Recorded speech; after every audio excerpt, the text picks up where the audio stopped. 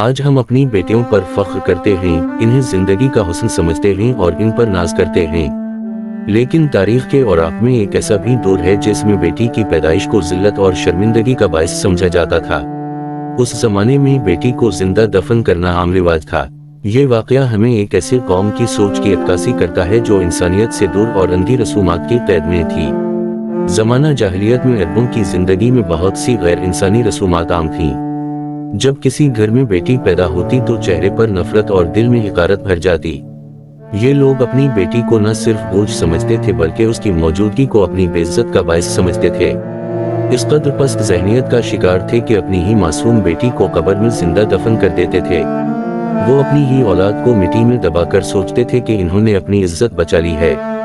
تصور کریں کہ ایک والد اپنے ہی ہاتھوں سے قبر کھودتا ہے، اپنی معصوم سی بیٹی کو اٹھاتا ہے اور اسے زندہ مٹی میں دفنا دیتا ہے۔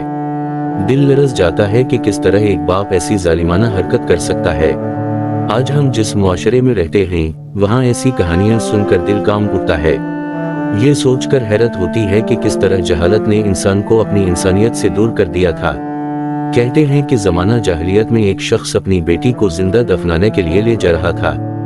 وہ بیٹی جو اس کا ہاتھ تھامے اپنے والد کے ساتھ اعتماد سے چل رہی تھی، اسے یقین تھا کہ اس کا باپ اس کی حفاظت کرے گا۔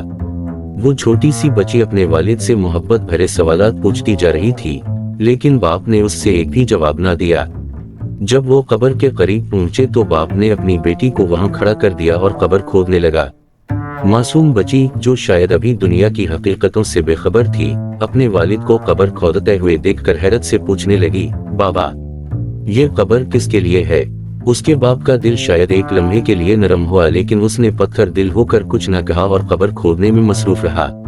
جب قبر مکمل ہو گئی اس نے اپنی بیٹی کو اس میں بٹھا دیا اور اوپر سے مٹی ڈالنے لگا۔ بچی بار بار اپنے والد کو پکارتی، لیکن والد کی سنگدلی نے اس کی آواز کو دبائے رکھا۔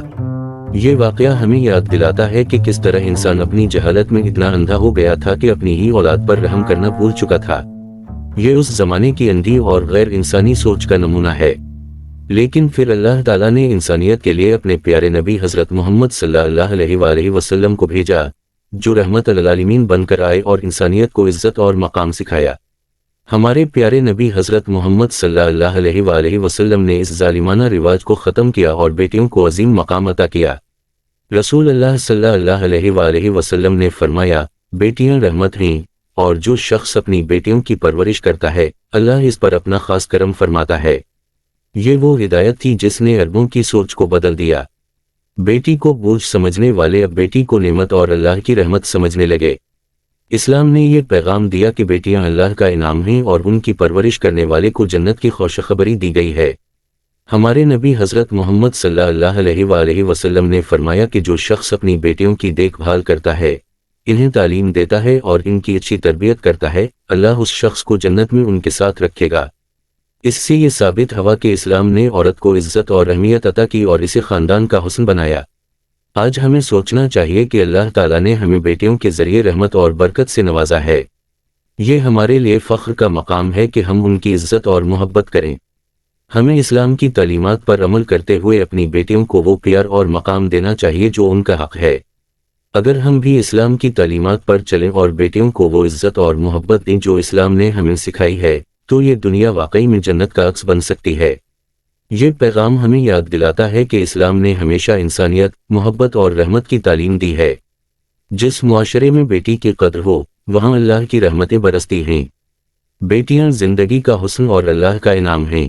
ہمیں اپنے پیارے نبی حضرت محمد صلی اللہ علیہ وآلہ وسلم کی تعلیمات کو یاد رکھتے ہوئے اپنی بیٹیوں کو عزت اور محبت کا مقام دینا چاہیے اور ان کے ذریعے اس دنیا کو ایک بہتر جگہ بنانا چاہیے۔